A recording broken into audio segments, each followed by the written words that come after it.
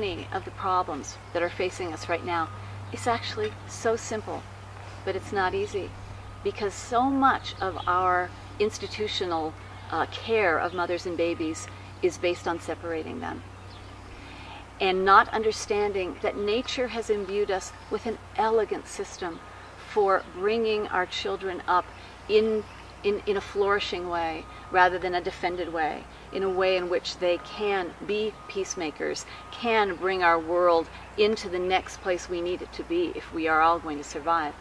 So it requires understanding what's behind so many of the things that we take for granted.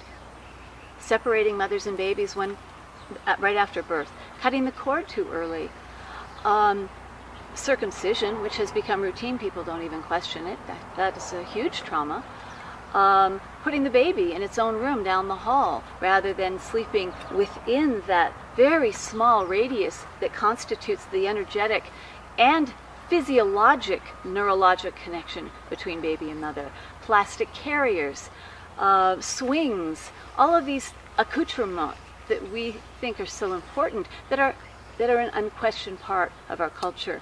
These are all eroding this primary bond between mother and child that then expands into family and child, and then that expands to society.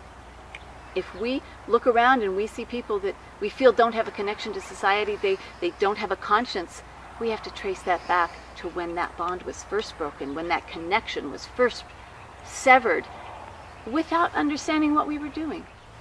It's sometimes strange for people to understand the idea that the mother and the baby are a single biological unit. But the latest brain science tells us that even two adults engaged in this conversation, we right now are a single biological unit. Our brains link up. But it's even more concrete, and it's biological, and it's very direct between a mother and a baby. For example, many people don't know that the components and the makeup of a mother's breast milk changes hour to hour, morning to evening, day to day, based on her baby's needs. If that baby is sick, if that baby is needing extra fat, extra protein, that breast milk changes. How else could that happen? If it weren't for this single biological unit, it's a continuous feedback from mother to baby and from baby to mother.